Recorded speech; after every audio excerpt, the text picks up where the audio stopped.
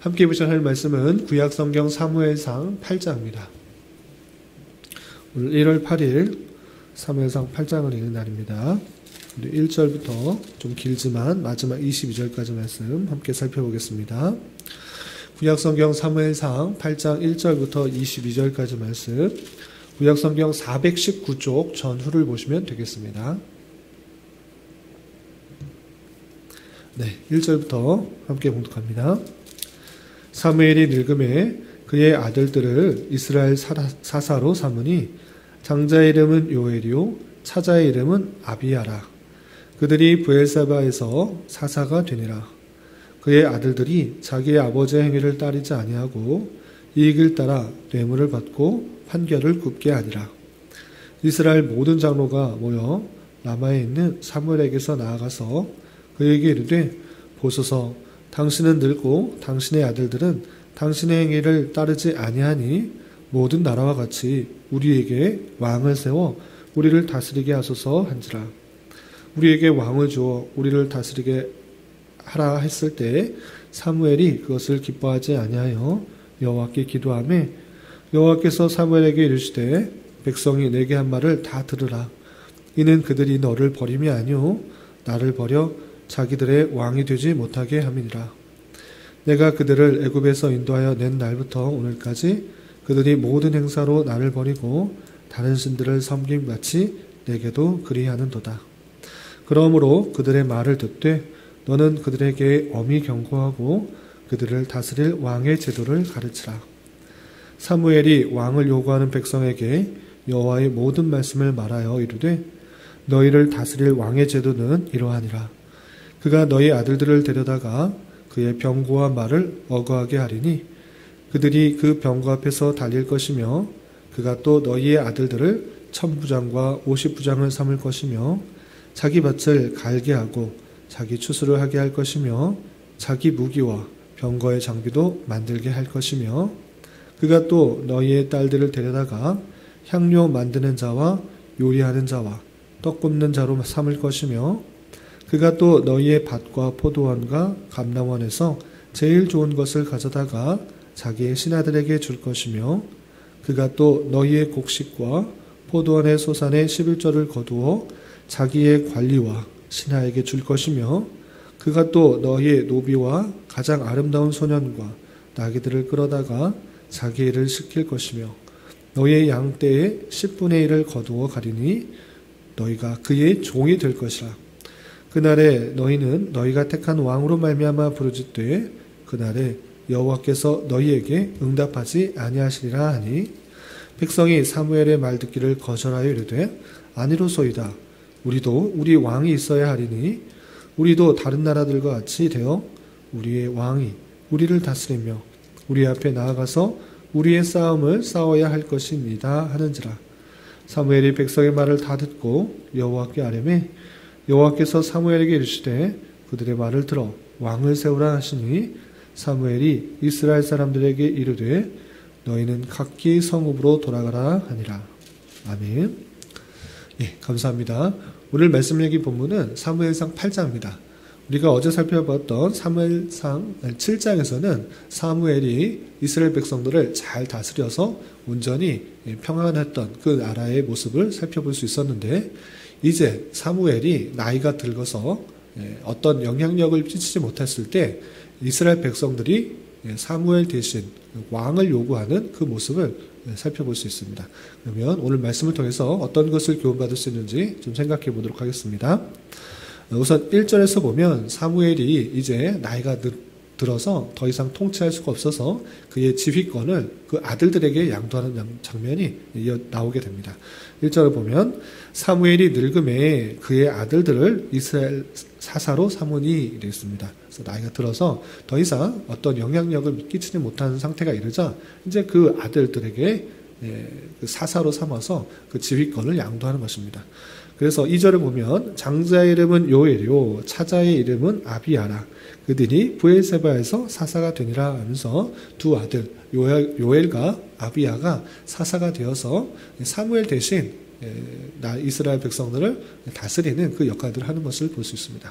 그런데 중요한 것은 이 두 아들들이 아버지 사무엘과 같이 잘 통치하는가, 하나님의 말씀대로 잘 통치하는가 라고 했을 때 아쉽게도 사무엘은 하나님의 말씀을 잘 받들어서 그의 마음과 뜻을 잘 행하는 자로 있었지만 그의 두 아들들은 그렇지 않았던 것입니다. 어떻게 했느냐? 3절을 보면 그의 아들들이 자기 아버지의 행위를 따르지 아니하고 이익을 따라 뇌물을 받고 판결을 굽게 하니라 했습니다. 대선지자라고 할 수 있는, 선지자의 아주 큰 역할을 할 수 있는 사무엘이었지만 그 아들들에게는 좀 교육이 잘못된 것 같습니다. 두 아들들이 사사로 섰지만 그 아버지의 행위를 따른 것이 아니라 눈에 보이는 당장의 이익을 쫓아 행했던 것입니다. 그래서 뇌물을 받고 판결, 사사로서 여러 가지 재판들을 해야 되는데 뇌물을 받고 판결을 자르게 하는, 굳게 행하는 그 모습을 볼 수 있습니다. 그러자 이스라엘 백성들은 어떻게 했는가? 사무엘은 믿고 많은 백성들이 잘 따랐지만 이 두 아들들은 믿지 못하겠다 하는 것입니다.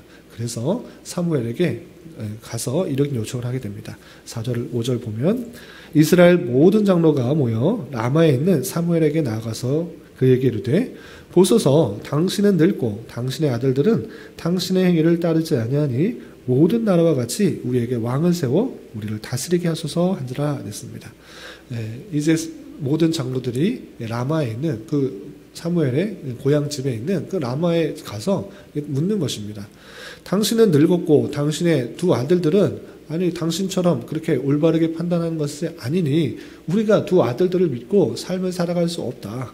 그러니 모든 나라, 다른 모든 나라와 같이 우리에게도 왕을 세워서 그 왕이 우리를 온전하게 통치하게 해달라라고 요청을 합니다. 여기서 중요한 점은 그들이 요청하는 바, 사무엘에게 요청하는 바, 배경은 타당합니다. 배경은 어떻습니까? 사무엘이 온전히 나라를 다스릴 수가 없는 형편, 나이가 늙어서 이제 더 이상 통치가 할 수 없는 형편입니다. 그런데 두 아들, 사무엘의 두 아들들이 올바로 통치를 하지 못하니 그런 어려움들이 있는 것이 사실입니다.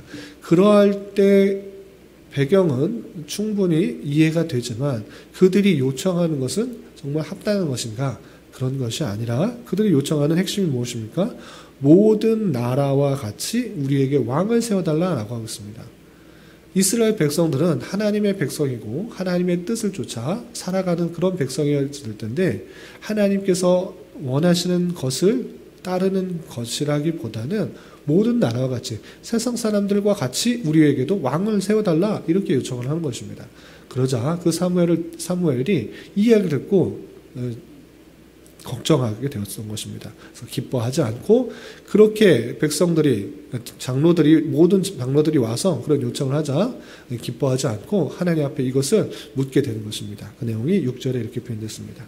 우리에게 왕을 주어 우리를 다스리게 해라 했을 때에 사무엘이 그것을 기뻐하지 아니하여 여호와께 기도하며 어려움이 찾아왔을 때 사무엘은 또 하나님께 나아가는 것입니다. 그러자 하나님께서 이 사실에 대해서 이렇게 응답하여 주십니다. 7절에 보면 여호와께서 사무엘에게 이르시되 백성이 내게 한 말을 다 들으라. 이는 그들이 너를 버림이 아니오 나를 버려 자기들의 왕이 되지 못하게 함이니라. 8절 내가 그들을 애굽에서 인도하여 낸 날부터 오늘까지 그들이 모든 행사로 나를 버리고 다른 신들을 섬김같이 내게도 그리하는도다 라고 됐습니다. 그러니까 이스라엘 백성들 대표로 할 수 있는 모든 장로들이 와서 사무엘에게 우리에게도 다른 모든 나라들 같이 왕을 세워달라라고 했을 때 너를 버린 것이 아니다. 너를 못 믿겠으니 또는 너의 아들들이 못 믿겠으니 우리에게도 왕을 세워달라 이렇게 요청한 것이 아니고 하나님 자신을 그들이 믿지 않는 것이다. 하나님을 참으로 왕으로 모시는 것이 아니라 눈에 보이는 어떠한 사람, 어떤 대상을 왕으로 섬기고자 하는 것이다. 내가 애굽에서 이끌어낸 날 이후부터 그 백성들은 계속적으로 눈에 보이는 어떠한 것들을 의지하고 따르는 그런 습성들이 있다라는 것들을 이스라엘 백성들에게 사무엘에게 알려주었던 것입니다. 그리고 그들의 요청대로 왕을 세워라. 그런데 그들의 왕이 될 사람이 어떤 일을 하는지 강하게 경고하라 라고 알려주게 됩니다. 그래서 9절에 보면 그러므로 그들의 말을 듣되 너는 그들에게 엄히 경고하고 그들을 다스릴 왕의 제도를 가르치라 하였습니다. 그래서 사무엘이 그 장로들에게 왕이 생기게 된다고 하면 너희들이 왕을 요청하는데 왕이 생기게 되면 어떤 일을 당할지 너 아느냐라고 하면서 왕이 생김으로 말미암아 맞닥뜨리게 될 여러 가지 어려움에 대해서 이렇게 경고하고 있습니다. 그 내용이 11절 이하 18절까지 이렇게 되어 있습니다. 11절 보면 이르되 너희를 다스릴 왕의 제도는 이러하니라 라고 하면서 첫 번째 그가 너희 아들들을 데려다가 그의 병거와 말을 어거하게 하리니 그들이 병거 앞에서 달릴 것이며 라고 하면서 너희 아들들 다 데려갈 수 있다. 그래서 병거 앞에서 병거와 말을 다스리는 그런 사람이 되게 한다. 그러니까 너희 뜻과 상관없이 아들들이 착출될 수 있다. 병거와 말을 다스리는 사람으로서 군대에 착출될 수 있는 것이다 라고 표현하고 있는 것입니다.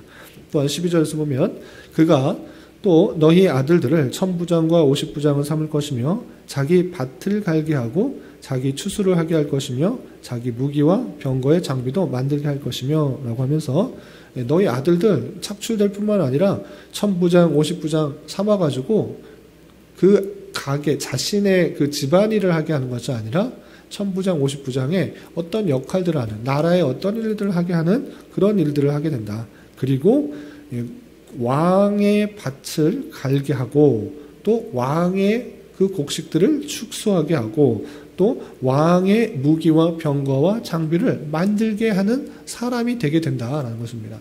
그러니까 자기의 해야 될 일들을 상관없이 왕이 시키게 되면 여러 가지 밭일이나 추수하는 일이나 무기를 만드는 일이나 이런 것들 다 하게 된다라고 말하고 있습니다. 그럼 아들들만 그렇게 착출되는 것인가? 그런 것이 아니라 딸들도 또 착출될 수 있다라고 이렇게 경고하고 있습니다. 13절 보면 그가 또 너희의 딸들을 데려다가 향료를 만드는 자와 요리하는 자와 떡 굽는 자로 살 것이며 그가 또 너희의 밭과 포도원과 감람에서 제일 좋은 것을 가져다가 자기 신하들에게 줄 것이며 딸들을 데려다가 향료를 만들거나 요리하는 일을 하거나 떡 굽는 자로 살 것이다. 아들들도 데려가고 딸들도 데려가게 될 것이다 라고 표현하고 있습니다. 그럴 뿐만 아니라 14절에서 읽은 것처럼 너희들이 밭에서 포도원에서 여러 가지 농작물을 잘 길러 놓으면 어떻게 되는가? 왕이 그것을 가져가서 그들에게 주는 것이 아니라 자신의 신하들에게 주게 될 것이다 라고 표현하고 있습니다. 또 15절에서도 너희의 곡식과 포도원의 소선에 11조를 거두어 자기의 관리와 신하들에게 줄 것이다. 11조를 또 떼가지고 왕이 11조 내라 라고 하면서 소산의 일부를 그 신하들에게 주는 일들을 하게 될 것이다 라고 표현하고 있습니다. 16절부터 18절 또 계속해서 읽어보면 그가 또 너희의 노비와 가장 아름다운 소년과 나귀들을 끌어다가 자기 일을 시킬 것이며 너희의 양떼의 10분의 1을 거두어 가리니 너희가 그의 종이 될 것이다. 왕의 종이 될 것이다. 뭐든지 시키면 그대로 행하는 그런 종이 될 것이다 라고 표현하고 있습니다. 그렇게 많은 피해를 당해서 어려움을 당해서 많은 착취를 당해서 너희가 그 택한 왕으로 말미암아 부르짖는 날이 올 것이다 라고 표현하고 있습니다. 18절 너희가 택한 왕으로 말미암아 부르짖되 그렇게 안타깝고 힘들고 어렵다고 해서 하나님께 부르짖게 되면 어떻게 하시냐? 18절 말미에 그날에 여호와께서 너희에게 응답하지 아니하시리라 라고 하고 있습니다. 너희들이 선택한 왕 그로부터 많은 고난과 어려움과 역경들을 또 당하게 되고 또 많은 힘든 착취들을 당하게 될 것이다. 그렇게 돼서 그 왕으로 말미암아 하나님 앞에 부르짖으더라도 여호와께서는 너희에게 응답하지 않을 것이다. 너희들이 뽑았기 때문에 하나님께서 응답하지 않으신다라고 강하게 경고를 한 것입니다. 이렇게 강하게 경고를 했음에도 불구하고 이스라엘 백성들은 어떠하는가? 그런 경고에도 불구하고 그렇지 않다 생각하고 우리에게 왕을 달라고 하는 그 강한 요청들을 계속 하는 것을 보였습니다. 19절 이하 읽어보면 백성이 사무엘의 말 듣기를 거절하여 이르되 아니로소이다. 우리도 우리 왕이 있어야 하리니 우리도 다른 나라들과 같이 되어 우리의 왕이 우리를 다스리며 우리 앞에 나아가서 우리의 싸움을 싸워야 할 것입니다 하는지라 하였습니다. 이스라엘 백성들은 그 경고에도 불구하고 우리는 왕이 분명 있어야 된다라고 하면서 다른 나라들과 똑같이 우리에게도 왕을 세워달라고 강력하게 요구하고 있는 것입니다. 그래서 사무엘은 이 모든 것들을 듣고 계속적으로 요청하는 그 상황을 보고 다시 하나님 앞에 아뢰고 하나님께 묻습니다. 21절 보면 사무엘이 백성의 말을 다 듣고 여호와께 아뢰매 여호와께서 사무엘에게 이르시되 그들의 말을 들어 왕을 세우라 하시니 사무엘이 이스라엘 사람들에게 이르되 너희는 각기 성읍으로 돌아가라 하니라 했습니다. 하나님께서 너희들 그렇게 경고했음에도 불구하고 왕을 요청하니 사무엘에게 그럼 왕을 세워주어라 라고 허락했던 것입니다.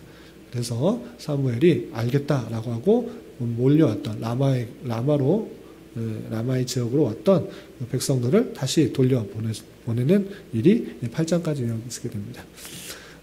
이 말씀을 통해서 우리는 무엇을 생각할 수 있는가라고 할 때 이스라엘 백성들이 요청하고 있는 핵심을 잘 생각해 봐야 됩니다. 무엇을 요청하고 있는가? 하나님의 백성임에도 불구하고 하나님께서 원하시는 말씀에 집중하는 것이 아니라 하나님께서 뜻하시는 것에 집중하고 그것에 관심 있고 그대로 살아가기보다는 다른 나라 사람들이 어떻게 하는지에 관심이 있습니다.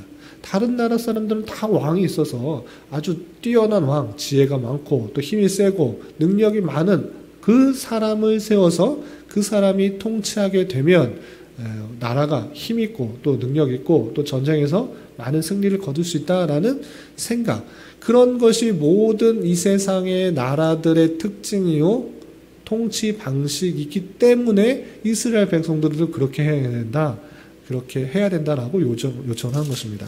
우리가 아까 읽어봤듯이 5절에서도 모든 나라와 같이 우리에게 왕을 세워달라 이렇게 요청하고 있고, 또 20절에서 보면 우리도 다른 나라들과 같이 되어 우리의 왕이 우리를 다스리며 라고 되었습니다.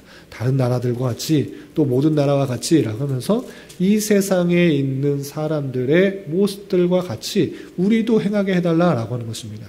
그러나 정말 중요한 건, 이스라엘 백성들에게 정말 중요한 것은 다른 나라와 같이, 모든 나라와 같이 우리가 그렇게 행해야 되는 것이 아니라 그들과 구별된 삶의 모습으로 이 땅에서 살아가야 되는 것이 중요한 것입니다. 그들에게 참된 왕은 누구신가? 그것은 눈에 보이는 또 불완전한 연약한 그런 사람의 왕으로 세워야 되는 것이 아니라 오직 하나님의 말씀이 기준이 되어 하나님의 왕으로 모시고 그분의 통치함을 받으며 이 땅에 살아가는 것이 되어야 됐던 것입니다.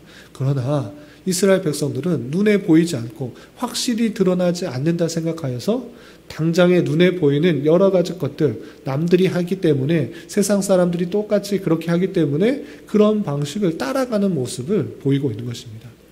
이 모습들이 잘못됐기 때문에 그 모습들을 지적했음에도 불구하고 그들은 고치지 않는 그런 연약함 가운데 있게 된 것을 우리는 살펴보았습니다.